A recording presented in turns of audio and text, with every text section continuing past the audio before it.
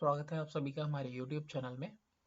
और आज हम पढ़ने वाले हैं मेडिवल इंडिया बी है चैप्टर नंबर 8 दिल्ली सल्तनत के बारे में।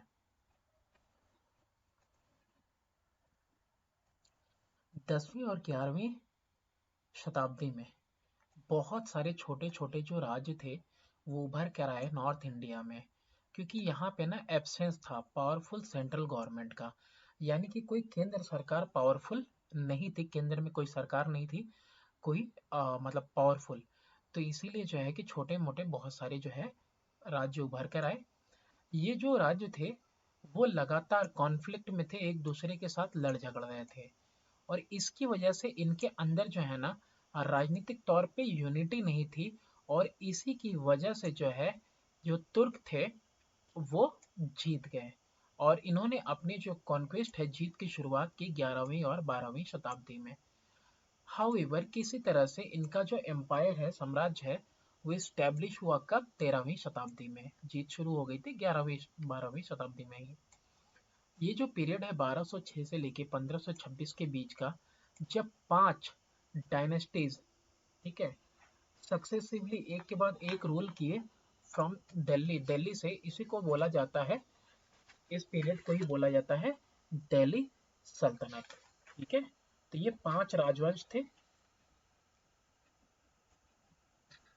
और इसको ऐसा इसलिए कहा जाता है क्योंकि जो रूलर थे अलग अलग राजवंश के डायनेस्टीज के जो रूल कर रहे थे फ्रॉम देयर कैपिटल, उनका कैपिटल था क्या, दिल्ली। और उनको क्या कहा जा रहा था, सुल्तान कहा जा रहा था।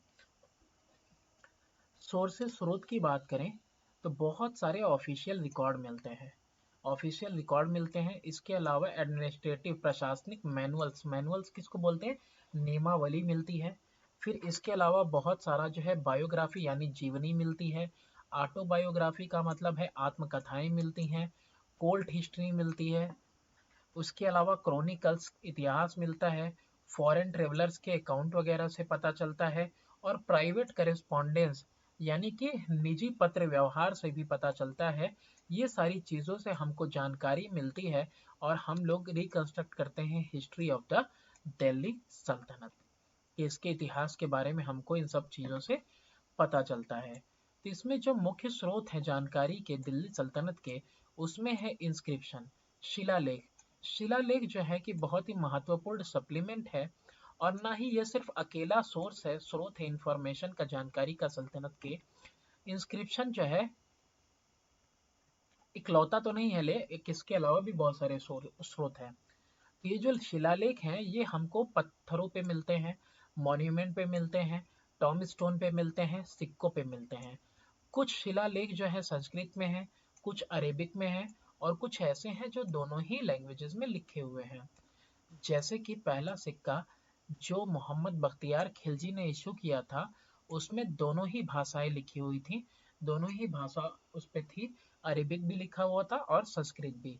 इसी तरीके से जो फेमस ट्रेवलर था इब्ने बटूटा, वो भी नोटिस करता है एक कॉमेमोरेटिव इंस्क्रिप्शन कहाँ पे, जामा मस्जिद के अंदर दिल्ली में, विच ही इज डिसफर्ड, विच ही डिसफेयर्ड, जिसका उसने जो है मतलब निकाला। मॉन्यूमेंट की बात करें तो जो बादशाह थे दिल्ली सल्तनत के, उन्होंने बहुत सारे मॉन्यूमेंट वगैरह बनाए जो कि रिवील करते हैं, दिखाते हैं नॉट ओनली उनका कल्चरल ट्रेंड, सांस्कृतिक trend of that period, but also living condition की किस तरह से वो रहते थे, क्या भरोसा करते थे, क्या उनका बिलीफ वगैरह था, कैसा फेथ था। और सामाजिक सांस्कृतिक आउटलुक जो था, नजरिया जो था राजाओं का, वो भी दिखाते हैं मॉन्यूमेंट्स। इनमें सबसे जो सिग्निफिकेंट इम्पोर्टेंट मॉन्यूमेंट है वो है कुतुब मीनार दिल्ली के अंदर। तो ये जो आपका कुतुब मीनार है ये स्टार्ट किया गया था बनवाना कुतुबुद्दीन ऐबक के द्वारा। और ये जो है पूरी तरह से समर्पित था सूफी सेंट कुतुबुद्दीन बख्तियार काकी को, जो कि ग्रेटली वेनरेटेड थे by the people of Delhi. अब ये वर्ड जो आया हुआ है, वेनरेटेड का मतलब होता है पूजा जाना, है ना, जिनको जो है कि बहुत ही ज्यादा पूजा जाता था या सम्मान दिया जाता था बाय पीपल ऑफ दिल्ली। जो स्ट्रक्चर है वो कंप्लीट किया गया, पूरा किया गया इल्तुतमिश के द्वारा। और इसमें जो है स्पेशल फीचर हैं, कुछ इसकी विशेषताएं हैं इसकी। वो क्या है कि जब ओरिजिनली कंप्लीट हुआ ना, तो ये पहुंचा 71.4 मीटर की हाइट पे विथ 4 स्टोरीज, यानी 4 तल्ला था। The tower was damage by lightning, बिजली की वजह से 1369 में ये जो मॉन्यूमेंट था इसको क्षति हुई, और इन द कोर्स रिपेयर किया गया, फिर से रिनोवेशन किया गया, और ये करवाया गया फिरोज शाह तुगलक के द्वारा। अब फर्दर इसकी हाइट भी बढ़वाई गई। इसके अलावा ये डायग्राम में है, कुतुब मीनार का दिया हुआ है। इसमें जो है कि 5 स्टोरीज हैं जो कि tapering as they ascend. Tapering का मतलब कि लंबा चौड़ा है और ऊपर को जाता है। Each story is separated from the other by projecting balcony. हर एक जो तल्ला है कह सकते हो, वो जो है कि एक बालकनी से सेपरेटेड है, और ये बालकनी प्रोजेक्टिंग का मतलब होता है बाहर की तरफ जो है निकला हुआ है, बाहर की तरफ निकला हुआ बालकनी है। तो उसकी वजह से हर एक तल्ला जो है सेपरेटेड है। जो एंट्रेंस है दरवाजे से है वो नॉर्दर्न साइड में है, उत्तर साइड में। जो मीनार है वो एक बिल्कुल सर्कुलर टावर है, 13.8 मीटर का इन डायमीटर बेस पे, और ऊपर जो है कि टेपर होता जाता है, यानी कि लंबा और पतला होता जा रहा है। और ये इसकी पतले जो ऊपर है, ऊपर जाके देखोगे तो इसकी चौड़ाई 3 मीटर तक रह जाती है आखिरी हद पे। और इसका जो सीढ़ी है वो सर्कुलर वे में है, और टोटल 379 स्टेप्स हैं जो कि पूरा टॉप तक जाते हैं। लाल सैंडस्टोन का इस्तेमाल किया गया है, मार्बल का और ग्रे कार्डजाइट का इसको बनाने में। ईच ऑफ द टावर, हर एक टावर जो है उसके पास एक प्रोजेक्टिंग बालकनी है, जैसा कि हम लोगों ने देखा। और ये जो बालकनीज हैं ये सपोर्टेड है इस तरीके से कि पूरा स्ट्रक्चर जो है लोड जो है ले लेता है वेट का। No wonder, no wonder that such, ऐसा जो है पुराना बिल्डिंग जो है इतने साल से मतलब इस तरीके से टिका हुआ है। फिर इसके बाद इसके ऊपर आयतें लिखी हुई हैं कुरान की, और कुछ इंट्रिकेट कार्विंग है। ठीक है, अब ये इंट्रिकेट कार्विंग क्या होता है? इंट्रिकेट कार्विंग का मतलब होता है आपका, नक्काशी की गई है, फ्रोलन मोटिव्स भी इसके ऊपर इंस्क्राइब्ड है, यानी पुष्प जो है कि रूपकनों के द्वारा इसको सजाया गया है, ये सब इंस्क्राइब्ड किया गया है इस टावर के ऊपर। इसके बाद है आपका शुरू होता है स्लेव डायनेस्टी, गुलाम वंश। 5 सक्सेसिव रूलिंग डायनेस्टीज हैं, जिनमें सबसे पहला स्लेव है, फिर खिलजी है, फिर तुगलक है, फिर सैयद है, और फिर आखिरी में लोधी डायनेस्टी है। तो ये जो मोहम्मद गोरी हैं इन्होंने डिफीट किया पृथ्वीराज चौहान को सेकेंड बैटल ऑफ ताराइन में 1192 में। फिर दिल्ली जो है पास हो जाता है इनके हाथों में बाद में। तो जो दिल्ली से फिर तर्किश रूल जो है वो फैलता है गैंगटिक प्लेन तक, और फिर बिहार तक, और फिर बंगाल तक। और ये जो विक्टोरियस तर्क हैं अफगानिस्तान ये जो है कि जाने से पहले पीछे एक गुलाम को छोड़ देते हैं जिसका नाम है कुतुबुद्दीन ऐबक, और इसको अपना सूबेदार या कह सकते हो वाइस रॉय बना देते हैं, जो भी जमीन उन्होंने जीती है उस जमीन का। तो कुतुबुद्दीन ऐबक के बारे में अब पढ़ते हैं कि इनको रिगार्ड किया जाता है कि ये फाउंडर है गुलाम वंश के, यानी कि स्लेव डायनेस्टी के। जो अर्ली रूलर थे इस डायनेस्टी के, इस वंश के, इनको ममलुक सुल्तान कहा जाता है। ये वर्ड जो ममलुक है, अरेबिक में इसका इस वर्ड का मतलब होता है ओन्ड। तो ये जो सुल्तान होते थे ये पहले जो है कि आइदर या तो गुलाम हुआ करते थे टर्क के, या फिर बेटे हुआ करते थे गुलामों के। तो इसीलिए इनको जो है कि ममलुक सुल्तान भी कहा जाता था। टू कंप्लीट हिज मास्टर, तो अपने मास्टर का जो वर्क था कुतुबुद्दीन ऐबक ने पूरा करने के लिए इन्होंने एक सीरीज ऑफ कॉन्क्वेस्ट किया और कैप्चर किया फोर्ट कालिंजर का बुंदेलखंड में, और अहिलवाला ये कैपिटल था सोलांकिस का गुजरात में। तो अपने मास्टर का जो वर्क था ना कुतुबुद्दीन ऐबक का एम्बार्क करने के लिए एक सीरीज ऑफ कॉन्क्वेस्ट, मतलब लगातार इन्होंने जीत हासिल की, लगातार इन्होंने कॉन्क्वेस्ट किया और कैप्चर किया कालिंजर को बुंदेलखंड में, और अनिलवारा को गुजरात में। इसके अलावा बिसाइड्स, यानी इसके अलावा ब्रेव होने के साथ साथ, कैपेबल मिलिट्री जनरल होने के साथ साथ कुतुबुद्दीन ऐबक जो है एक मैन थे, मैन ऑफ लेटर्स थे। स्कॉलर लाइक जैसे हसन निजामी और फखरे मुदीर जो थे, इनके यहाँ जो है कि एडॉन इस कोर्ट, यानी कि इनके कोर्ट को क्या करते थे, सुशोभित करते थे। एडॉन करना मतलब सुशोभित करना। बिकॉज ऑफ लिबरल डिस्ट्रीब्यूशन, क्योंकि ये जो है ना कि बिल्कुल आजादी के साथ जो है कि एकदम खुले हाथों से जो है कि पैसा लुटाते थे, इनको इसीलिए टाइटल मिला था लख बख्श का। कुतुबुद्दीन ऐबक, इन्होंने ही जो है कि नींव रखी कुतुब मीनार की दिल्ली के अंदर। और ये नींव रखी इन्होंने आफ्टर द नेम, किसके नाम के बाद, सूफी सेंट ख्वाजा कुतुबुद्दीन बख्तियार काकी के नाम के बाद, जिन्होंने जिसको कि इस कुतुब मीनार को बाद में कंप्लीट करवाया किसने, इल्तुतमिश ने। 1210 में ऐबक जो है कि जो है मर गए। और ये इनकी मृत्यु किसकी वजह से हुई, क्योंकि ये एकाएक घोड़े से गिर गए लाहौर में जब ये खेल रहे थे चौगन, या फिर कह सकते हो आप पोलो। तो कुतुबुद्दीन ऐबक के जो बेटे हैं आरम शाह, वो सक्सीड किए, इनके बाद गद्दी पे बैठे 1211 में। सिंस आरम शाह जो है इनकेपेबल रूलर था, तो उसको ओवरथ्रो कर दिया गया इल्तुतमिश के द्वारा। और ये इल्तुतमिश जो था स्लेव था एंड सन इन लॉ था ऐबक का। इल्तुतमिश ने कंसिडर नहीं किया अपने बेटों को एज कैपेबल ऑफ बिकमिंग सुल्तान, की ये मेरे बेटे जो हैं सुल्तान नहीं बन सकते, तो इसीलिए उसने जो है कि बाद में नॉमिनेट किया, किसको नॉमिनेट किया, अपनी बेटी को रजिया को, कि मेरी उत्तराधिकारी यही बनेगी। तो बहुत सारे जो तर्किश नोबल्स यानी रईस थे, उन्होंने इसकी मुखालिफत की, मतलब इसके खिलाफ गए इस फैसले के, क्योंकि वो सोचते थे कि ये इनके ट्रेडिशन के एकदम बिल्कुल खिलाफ है कि एक औरत गद्दी पे बैठे और रूल करे। तो इसीलिए इन्होंने जो है इल्तुतमिश के जो बेटे हैं रुकनुद्दीन, उसको जो है कि नया सुल्तान चुना। लेकिन कुछ ही महीनों के अंदर, 7 महीनों के अंदर, जो रुकनुद्दीन है उनको हटा दिया गया गद्दी से, और रजिया सुल्तान जो है पहली महिला शासक बनी दिल्ली सल्तनत की 1236 में। इसके बाद आता है आपका खिलजी डायनेस्टी। लास्ट रूलर जो गुलाम वंश का था उसको मर्डर कर दिया गया 1290 में।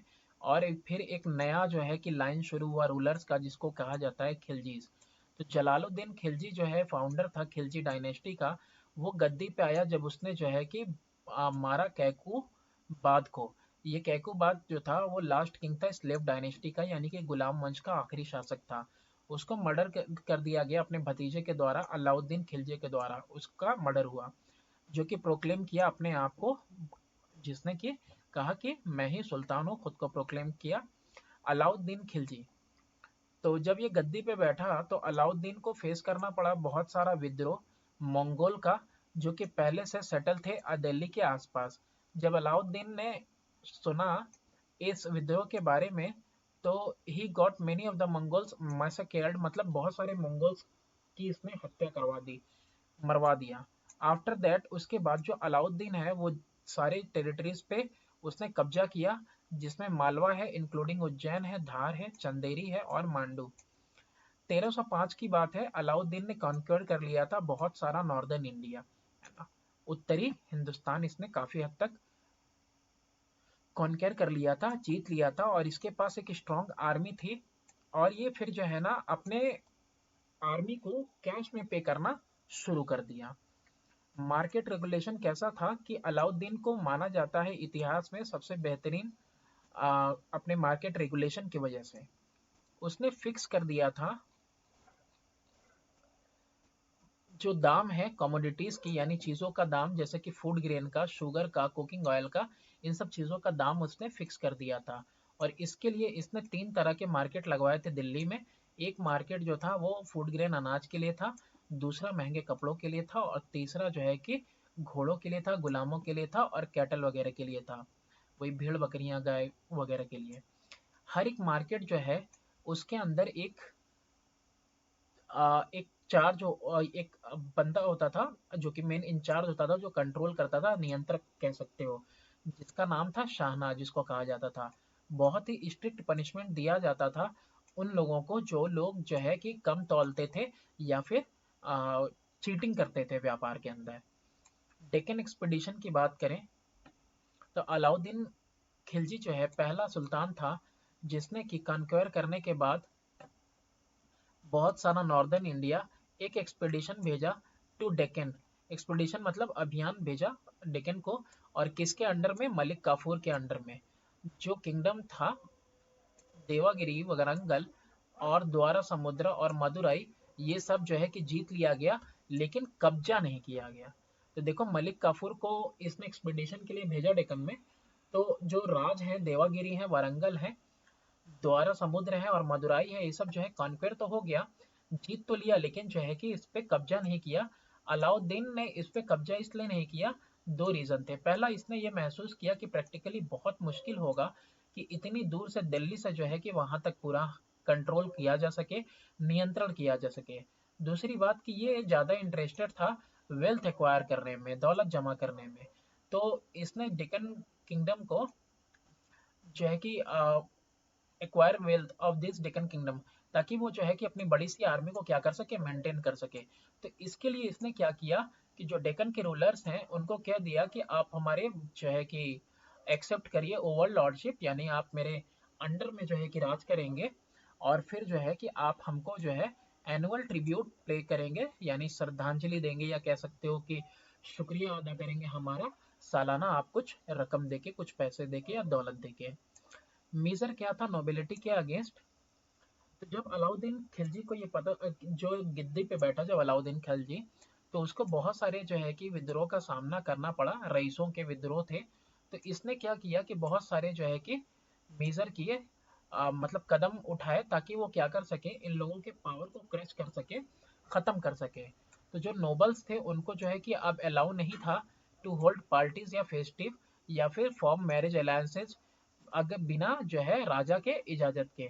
यानी कि कोई गठबंधन वगैरह, विवाह गठबंधन वगैरह भी कोई नोबल नहीं कर सकता है जब तक कि वो इजाजत ना ले ले राजा से।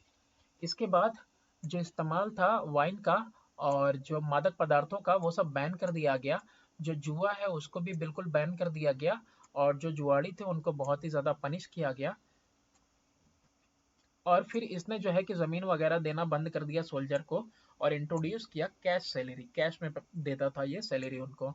इसने एक जो है कि बहुत ही कुशल स्पाई सिस्टम यानी जासूस सिस्टम बनाया, ताकि ये जो है गतिविधियां देख सके, नजर रख सके गतिविधियों पे रईसों के। मिलिट्री रिफॉर्म की बात करें तो अलाउद्दीन खिलजी पहला रूलर था दिल्ली का जिसने की फाउंडेशन रखा परमानेंट स्टैंडिंग आर्मी की। परमानेंट स्टैंडिंग आर्मी की नींव रखने वाला ये पहला शासक था। इसने इंपोर्ट करवाया, बहुत ही बेहतरीन, बाहर से मंगवाया बेहतरीन घोड़े, और उसने जो है ब्रांडिंग शुरू कर दी, यानी दाग लगाना शुरू कर दिया उस पे। ब्रांडिंग जैसे कोई निशानी लगाना, दाग का मतलब, ताकि जो है सोल्जर्स हैं वो जो है उन घोड़ों को जो है बदल ना सके इंफीरियर क्वालिटी के घोड़ों से, यानी कि बेकार घोड़ों से, क्योंकि वो घोड़े कहाँ के थे, बाहर से इसने मंगवाए थे। इसने इंट्रोड्यूस किया सिस्टम चेहरा का, यानी कि एक आइडेंटिटी कार्ड की तरह भी दिया हर एक सोल्जर को, ताकि उस पहचाने जाए। इसने खुद जो है कि अप्रूव किया सारा रिक्रूटमेंट वगैरह, छटनी वगैरह इसी ने की, और पे किया कैश सैलरी सोल्जर्स को शाही खजाने से। रेवेन्यू के अंदर क्या बदलाव किया, तो अलाउद्दीन खिलजी ने इंट्रोड्यूस किया बहुत सारे इंपॉर्टेंट मेजर वगैरह, ताकि ज्यादा से ज्यादा जो है कि राजस्व वसूला जा सके। ही बॉट, इसने जो है कि सारा लैंड ऑफ द एम्पायर एक डायरेक्ट कंट्रोल के अंडर में ला दिया, सारी जमीनों को। इसने इंट्रोड्यूस किया practice of measuring land, practice land को मेजर करने का और फिक्स करने का स्टेट शेयर, कि कितना जमीन है उसी के हिसाब से स्टेट को उतना शेयर मिलेगा। इसने इंक्रीज किया लैंड रेवेन्यू को एक तिहाई से आधे तक, और डिमांड किया कि इसको पे किया जाए कैश में, ना कि काइंड में, किसी और तरीके से नहीं बल्कि कैश में ही पे किया जाए रेवेन्यू को। इसने जो है कि नियुक्त किए स्पेशल ऑफिसर वगैरह जो कि लैंड रेवेन्यू कलेक्ट करते थे। Toward the end of his life, जब जिंदगी का अंत होने लगा, तो वो डोमिनेटेड हुआ बाई मलिक कफूर, अपने कमांडर के द्वारा। आफ्टर मेनी इंट्रीग्स, इसका मतलब देखो ये होता है, इंट्रीग का मतलब साजिश। बहुत से साजिशों के बाद जो खिल्डी डायनेस्टी था फाइनली जो है कि एंड हो गया, जब गाजी मलिक जो गवर्नर था दीपालपुर का, वो गद्दी पर बैठा। फिर आता है तुगलक डायनेस्टी। अब ये जो एसेंशन था थ्रोन का मलिक गाजी के द्वारा, had its own ups and downs. यानी कि इसमें भी बहुत उतार चढ़ाव था। ये जो गद्दी पे बैठा गाजी मलिक, 1320 में उसने टाइटल लिया गयासुद्दीन तुगलक शाह का, और फिर उसने जो है तुगलक डायनेस्टी शुरू कर दी। किसकी बात कर रहे हैं हम लोग? गाजी मलिक की बात कर रहे हैं। ये मर गया जब जो है कि एक पेविलियन जो बिल्ट था, इसके ऑनर में, इसके सम्मान में ही पेविलियन बनाया गया था 1325 में, गुंबद नुमा इमारत वगैरह बनाई गई होगी, पेविलियन। तो वो कोलेप्स कर गया, और उसी कोलेप्स की वजह से ये जो है मर गया उसी में। मोहम्मद बिन तुगलक की बात करें तो गयासुद्दीन का जो बेटा है जौना खान, वो फिर गद्दी पे बैठा और उसी ने टाइटल लिया मोहम्मद बिन तुगलक का। तो कंफ्यूज नहीं होना है, इनका बेटा जौना खान वही गद्दी पे बैठा, और यानी कि मोहम्मद बिन तुगलक कौन है? जौना खान, गयासुद्दीन का बेटा। तो ये जो मोहम्मद बिन तुगलक है, एक मोस्ट रिमार्केबल रूलर है अपनी उम्र का। ये बहुत ही ज़्यादा विद्वान था, और इसका बहुत ज़्यादा इंटरेस्ट था धर्म में और फिलोसफी में। और ये जो है कि ये मास्टर था मैथमेटिक्स में, एस्ट्रोनॉमी में, लॉजिक और फिजिकल साइंसेज में। और ये जो है कि लवर था पर्शियन लिटरेचर, म्यूजिक का भी, फाइन आर्ट्स का भी, और साथ ही साथ कैलीग्राफी का भी। Transfer of capital. तो ड्यूरिंग मोहम्मद बिन तुगलक रेन, मोहम्मद बिन तुगलक के वक्त में, इनके राज्य में जो एम्पायर था, साम्राज्य था, उसको फैलना था साउथ की तरफ भी। तो इसलिए इसने जो है कैपिटल अपना देवागिरी को शिफ्ट किया, जो कि आज के समय में औरंगाबाद के पास है, और उसका नाम रखा दौलताबाद। और ये इसने जो है कि निम्नलिखित कारणों से किया। दौलताबाद जो है ना बिल्कुल केंद्र में था, जहां से ये कंट्रोल कर सकता था डेक्कन टेरिटरीज को। और दिल्ली जो है कि उस समय बहुत ही ज्यादा पकड़ में था सीवियर फेमाइन के। फेमाइन का मतलब क्या होता है? फेमाइन का मतलब होता है अकाल। अकाल पड़ा था उस समय दिल्ली में। तो दिल्ली जो है कि लगातार थ्रेटेंड हो रहा था मंगोल इन्वेजन से, है ना, कि मंगोल क्या कर रहे थे कि आक्रमण करने की कोशिश कर रहे थे दिल्ली के ऊपर। तो इसने ऑर्डर किया पीपल ऑफ दिल्ली को, कि इंक्लूडिंग रिलीजियस हेड्स को, कि आप सब क्या करें, शिफ्ट कर जाएं दौलताबाद को। जब ये रियलाइज किया gravity of threat from north west, तो he decided to shift the capital back to Delhi. तो जब इसने रियलाइज किया कि थ्रेट जो है कि नॉर्थ वेस्ट की तरफ से भी है, तो इसने क्या किया, डिसाइड किया कि हम अपना कैपिटल वापस शिफ्ट करेंगे दिल्ली को, दौलताबाद से। तो इसकी वजह से लोगों को जो है कि काफी भारी दिक्कतों का सामना करना पड़ा। टोकन करेंसी, तो दूसरा एक विवादास्पद इसने कदम उठाया था मोहम्मद बिन तुगलक ने, वो ये था कि इसने जो है कि टोकन करेंसी को जो है कि अ, जारी किया। इसका मतलब ये था कि इंट्रोडक्शन किया इसने ब्रोंज टका का इन प्लेस ऑफ सिल्वर टंकास, है ना, कि सिल्वर की जगह पे इसने ब्रोंज का इस्तेमाल किया। और ये इसलिए किया क्योंकि शॉर्टेज हो रहा था सिल्वर का। लेकिन ये एक्सपेरिमेंट इसका जल्द ही फेल कर गया, क्योंकि इसकी वजह से क्या हुआ कि बहुत सारे जो है ना नकली काउंटरफिट जो है सिक्के वगैरह जो है लार्ज स्केल पे, बड़े पैमाने पे जो है मार्केट में आ गए, जिसकी वजह से अराजकता फैल गई ट्रेड के अंदर और कॉमर्स के अंदर। तो इसकी वजह से इसका रिजल्ट ये हुआ कि इसने विड्रॉ किया टोकन करेंसी को, इसने इसको जो जारी किए थे सिक्के, इसको इसने बंद कर दिए, वापस ले लिया। फिर टैक्सेशन इन दोआब। तो मोहम्मद बिन तुगलक चाहता था कि कॉन्क्वेयर करे वो सारी हदें, ना कि सिर्फ इंडिया में बल्कि सेंट्रल एशिया में भी। तो इसके लिए इसको बहुत बड़ी आर्मी चाहिए थी, और इसीलिए बहुत सारा पैसा चाहिए रहता था इसको, ताकि ये अपनी आर्मी को पे कर सके। तो इसीलिए ये चाहता था कि ज़्यादा से ज़्यादा रेवेन्यू मिले, तो इसने लैंड टैक्स वगैरह जो है बढ़ा दिया उन जगह पे, उन क्षेत्रों में जो गंगा यमुना दोआब वाला क्षेत्र है, वहां पे टैक्स बढ़ा दिया, वहां फर्टाइल है इसलिए। एट द सेम टाइम उसी समय क्या हुआ कि एक ही बहुत भयानक जो है कि अकाल पड़ा इस एरिया में, और लोगों ने रिफ्यूज कर दिया कि भाई हम कोई पैसा वगैरह एक्स्ट्रा टैक्स वगैरह नहीं देंगे, और लोग जो है विद्रोह में खड़े हो गए। लेकिन जो टैक्स कलेक्ट करने वाला आदमी था ना, उसने थोड़ा सा भी मर्सी यानी कि दया नहीं दिखाई, और बहुत ही स्ट्रिक्टली जो है कि कलेक्ट किया टैक्सेस को। और इसकी वजह से बहुत सारे किसान जो थे वो अपनी जमीनों को छोड़कर जंगल को भाग गए। तो मोहम्मद बिन तुगलक जो है कि बहुत ही इफेक्टिव स्टेप लिया फाइट करने के लिए फेमाइन से, अकाल से, और सिचुएशन को बनाए रखने के लिए, उसको बचाने के लिए। इसने ऑर्डर किया कि मुफ्त में बांटो ग्रेन्स, और एडवांस कर दो लोन्स वगैरह, लोगों को एडवांस दो, पीजेंट किसानों को। और बेहतर इरिगेशन यानी कि पानी की फैसिलिटी वगैरह, और बेहतर तरीके से इरिगेशन की फैसिलिटी हो। लेकिन ये जब करता तब तक बहुत देर हो चुकी थी, बहुत सारे लोग जो है कि भूख से जो है मर रहे थे। एज एग्रीकल्चर के में क्या हुआ था, set back in Doab area, setback का मतलब क्या होता है? सेटबैक का मतलब होता है नाकामयाब हो गया था। नाकामयाबी बहुत ज़्यादा सफ़र करनी पड़ी थी लोगों को दोआब एरिया में। प्लान ऑफ कॉन्क्वेस्ट, मोहम्मद बिन तुगलक ने ख्वाब देखा था कॉन्कर करने का पूरी की पूरी दुनिया, सभी देखते हैं। तो इसलिए इसने क्या की, बहुत बड़ी आर्मी जो है ऑर्गेनाइज की और 1 साल की सैलरी एडवांस में दे दी अपने सारे सोल्जर्स को। उसके बाद इसने जो है डिसाइड किया कि भाई हम कॉन्क्वेयर करेंगे खुरासान को, पर्सिया को, खुरासन को, पर्सिया यानी ईरान को और इराक को। लेकिन एक ही साल बाद जब इसने देखा फेलियर हो गया टोकन करेंसी का, तो मोहम्मद बिन तुगलक ने जो है अबेंडन कर दिया इस प्रोजेक्ट को और आर्मी को भी डिसबैंड कर दिया। डिसबैंड करना का मतलब होता है भंग कर दिया कि नहीं भाई ऐसी कोई आर्मी नहीं रहनी चाहिए। फिर इसके बाद सल्तनत एडमिनिस्ट्रेशन की बात करें तो स्टेट जो सेटअप था by the Turk toward the end of 12th century in northern India, वो धीरे धीरे अब डेवलप हो रहा था एक पावरफुल और हाईली सेंट्रलाइज्ड स्टेट में। जो सुल्तान था वो सुप्रीम एग्जीक्यूटिव हो गया था। एग्जीक्यूटिव समझते हो आप, कार्यकारी मतलब मेन हो गया था। वही मेन लेजिस्लेटिव भी था, जुडिशियल भी था और मिलिट्री अथॉरिटी भी सबसे मेन वही था। यानी विधान भी वही था, सब कुछ वही था, है ना, जुडिशियल वगैरह न्याय सब वही था। तो सुल्तान केप्ट एन आई, वो हमेशा एक जो है नजर रखता था रेवेन्यू के ऊपर और खर्चे के ऊपर। और उसको जो है कि असिस्ट करते थे बहुत सारे मिनिस्टर्स, यानी उसका साथ देते थे। उसके साथ बहुत सारे मिनिस्टर भी उसके इस काम में उसकी मदद करते थे। जो की फिगर था एडमिनिस्ट्रेशन में, वो कौन था? मुख्य कौन था? वजीर था, जो प्राइम मिनिस्टर की तरह काम करता था। जो वजीर था वही सुपरवाइज करता था दूसरे कामों को, और ये सुपरवाइज करता था काम को और अदर ऑफिशियल्स को। और दूसरे ऑफिशियल्स का मतलब होता है दूसरे अधिकारियों को। जो फाइनल डिसीजन होता था ना, वो लास्ट में सुल्तान के द्वारा ही लिया जाता था। जो मिनिस्टर था वो इंचार्ज था आर्मी का, उसको कहा जाता था अरीज ममालिक।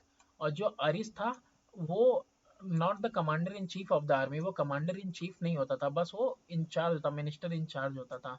सिंस जो सुल्तान था वो खुद ही हिमसेल्फ कमांडेड करता था सारे आर्म्ड फोर्सेस को। स्पेशल रिस्पॉन्सिबिलिटी जो है कि आरिस डिपार्टमेंट को दी गई थी, उसमें था कि आपको बस क्या करना है, रिक्रूट यानी भर्ती करना है, इक्विप यानी कि हथियारों से लेस करना है और पे करना है आर्मी को। तो यहाँ पे दो और इम्पोर्टेंट डिपार्टमेंट थे। इन दो अलग अलग डिपार्टमेंट का नाम क्या है? एक तो है दीवानी रिसालत और दूसरा है दीवानी इंशा। तो ये जो दीवानी रिसालत है, ये सारे के सारे रिलीजियस मैटर वगैरह देखता था, धार्मिक मामले देखता था। और प्रिसाइड होता था किसके द्वारा? चीफ सदर के द्वारा, यानी चीफ सदर जो होता था वो इसमें अध्यक्ष हुआ करता होता था। जो जनरली एक क्या है कि एक लीडिंग काजी हुआ करता था। जो काजी था वो हेड होता था द डिपार्टमेंट ऑफ जस्टिस का, यानी कि न्याय वही करता था, वो हेड होता था और एडवाइस करता था सुल्तान को सिविल मामलों में, यानी कि नागरिकों के मामले में और धार्मिक मामलों में। जो दीवानी इंशा था वो स्टेट करेस्पॉन्डेंस के साथ जो है कि डील करता था। ड्यूरिंग द सल्तनत, सल्तनत के वक्त में जो एम्पायर था वो डिवाइडेड था अलग अलग प्रांतों में, प्रोविंसेस में, जिसको इक्तास कहा जाता था। हर एक जो प्रांत था यानी प्रोविंस था वो भी जो है एक एक ऑफिशियल के अंडर में था। उन ऑफिशियल्स को मुक्ति कहा जाता था। और फैसिलिटेट करने के लिए लोकल एडमिनिस्ट्रेशन, कि लोकल एडमिनिस्ट्रेशन बेहतर तरीके से चले, जो प्रांत थे उनको फर्दर डिवाइड किया गया था शिक्स में और किस में? परगनाज में, या फिर कह सकते हो डिस्ट्रिक्ट में, जिलों में। तो विलेज जो था वो सबसे छोटा एडमिनिस्ट्रेटिव यूनिट था, प्रशासनिक यूनिट सबसे छोटा गांव हुआ करता था। और जो ऑफिशियल थे जो वर्क करते थे गांव के लेवल पे, उनमें एक मुकद्दम होता था, यानी कि विलेज का हेडमैन होता था गांव का, जिसका नाम पटवारी जिसको जो है पटवारी भी कहा जाता था, रिकॉर्ड कीपर। और मुशरिफ भी उसमें होता था जो विलेज का अकाउंटेंट था। हर एक गांव के पास अपना खुद का पंचायत होता था, ताकि कोई लोकल मामला वगैरह आए तो उसका निस्तारण वहीं गांव में हो सके। नोबल्स, तो जो नोबल्स थे वो फॉर्म करते थे एक्सट्रीमली पावरफुल ग्रुप, रईस थे। और ये हेल्ड करते थे पोजीशन प्रांतों में एक गवर्नर का और मिलिट्री कमांडर्स का, हेड पोजीशन करते थे प्रोविंस प्रांतीय गवर्नर का और मिलिट्री कमांडर का। ड्यूरिंग दिस पीरियड, इस पीरियड में, इस वक्त में प्रैक्टिस था ऑफ गिविंग ग्रांट्स, यानी दान देने का प्रैक्टिस था। Revenue from territory came to known as the iqta system, जो बाद में जो है कि इसका नाम क्या है? इक्ता सिस्टम है। Grants of revenue, grant of revenue का मतलब होता है दान, रेवेन्यू का दान किसी एक टेरिटरी से, इसको क्या कहता है? Iqta system. Those who were given iqta, जिनको इक्ता दिया जाता था उनको इक्तादार कहा जाता था। आउट ऑफ दिस ग्रांट, ये जो ग्रांट था इसमें से जो इक्तादार है वो मेंटेन करता था खुद को, अपने परिवार को और कुछ सोल्जर्स वगैरह को, जो इस्तेमाल किए जाते थे सुल्तान के द्वारा वार के टाइम में। जब ये सेंट्रल अथॉरिटी कमजोर हो गई तो बहुत सारे इक्तादार जो है फंक्शन करने लगे इंडिपेंडेंट रूलर की तरह। जो इक्तादार थे जिनको ग्रांट मिल रहा था ये क्या हुए, ये अपने आप को क्या कर लिए, इंडिपेंडेंट घोषित कर दिए कि नहीं अब हमारे ऊपर कोई हुकूमत नहीं कर रहा है, और खुद को अपने राज्य का, अपने टेरिटरी का क्या कर दिया, रूलर घोषित कर दिया। तो ये रहा पूरा आपका दिल्ली सल्तनत के बारे में। आई होप आपको समझ में आया होगा। Thanks for watching, do subscribe.